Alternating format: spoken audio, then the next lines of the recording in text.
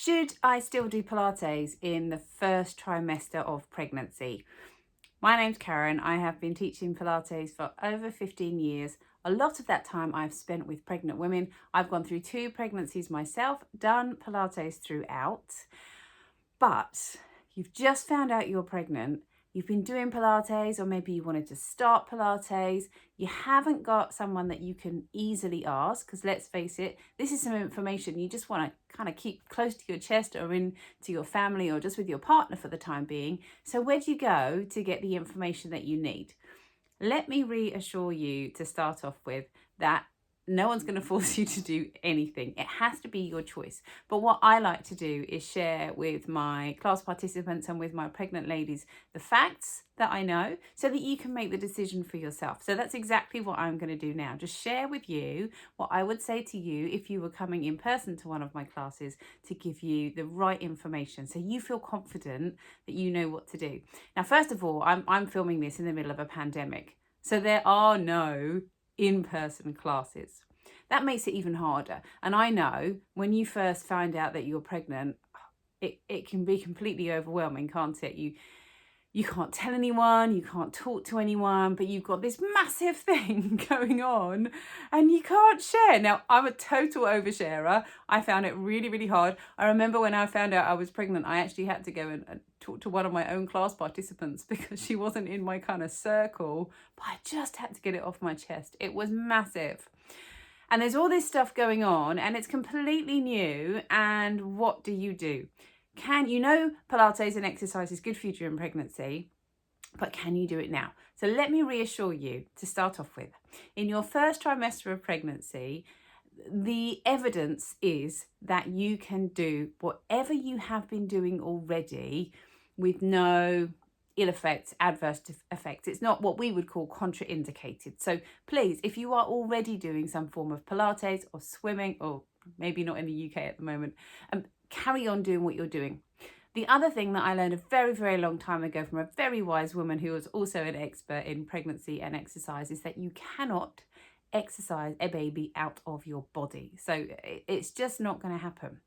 However, something I do always say to my clients and class participants, particularly if you have gone through some kind of fertility treatment and maybe you're under a consultant, if the exercise that you are choosing to do is going to worry you in any way, if anything happened, because it can happen in early pregnancy, there are lots of sort of lost pregnancies in that early first trimester. I don't want to put a downer on things, but it does happen.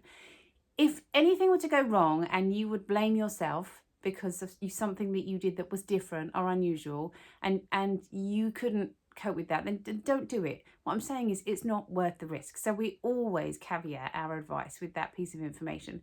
If you are under a consultant, speak to your consultant.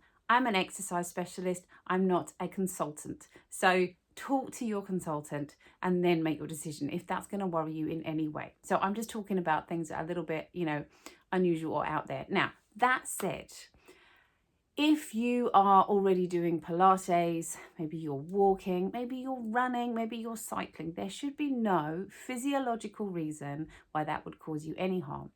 In fact, it will make you feel a whole lot better. If you are feeling nauseous, there is some evidence to suggest that if you train your muscles, the blood will go to your muscles rather than your digestive system. So that can actually help ease symptoms of morning sickness or all-day sickness. Also, if you're feeling quite anxious and stressed and worried about it, I remember I was a wreck, don't mind admitting. So stressed about the whole thing, so overwhelmed. You getting that? That actually trying to get a little bit of normal, doing my normal exercise routine, really helped me. So there you are. You can do exercise in the first trimester.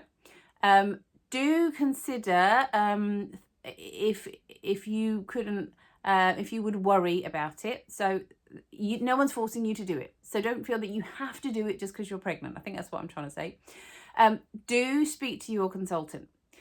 Now, the other thing that I wanted to say is if you are still doing some form of Pilates, once you get to around the kind of 17, 18 week mark, then you might want to consider adapting what you're doing to a more pregnancy specific class, because Pilates is great, but there are ways that I would modify it to make it so much better for you during pregnancy. Rather than just going to a regular class and feeling like you have to kind of modify things or sit things out, go to a pregnancy specific class.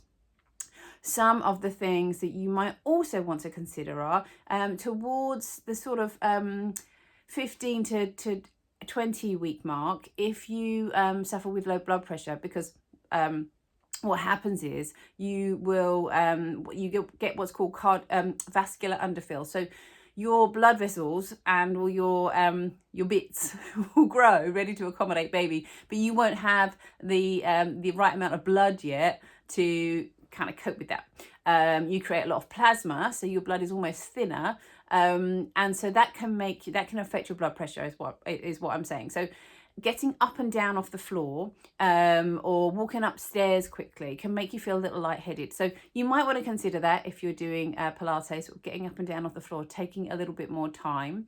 And the other big thing that you want to think about is overheating. So one thing I would suggest, maybe knocking on the head for the time being, is something like HIIT training, or something where you're going to be getting your heart rate up and down. So if any of you do that kind of training where you're maybe sort of going out doing intervals or stuff that makes you really, really hot and sweaty, like a spin class or something like that, then perhaps for the time being, ease off on that. Think steady state exercise where you're going to warm up slowly and gradually come to that point where you feel quite warm, but never to the point at this stage where you really are overexerting yourself. And the final thing is, and this is more pertinent to Pilates and yoga, stretching. So, and I'll cover this in another video, but what you want to make sure you're doing, even in the early stages, because your body is pumped full of these hormones that are designed to kind of make everything looser and stretchier, because you're going to accommodate a baby and growing blood vessels. So you never want to take a stretch to the point where you're at the end of your stretch, because your body doesn't really know where that is. And you don't know at what point your ligaments and your joints will do all of that changing. So yeah, just, you never want to overstretch. So stretch, keep moving, think mobility over stretching at this point. And of course, Pilates is fabulous for that. So if you have any questions about this, please pop them in the comments, because I know it's like a massive thing, and you might have some very, very specific questions. And I have come across a lot of very specific weird things in my time as a Pilates instructor. So I will do my best to find out the answers. And if I can't, well, I'll go and find someone that can.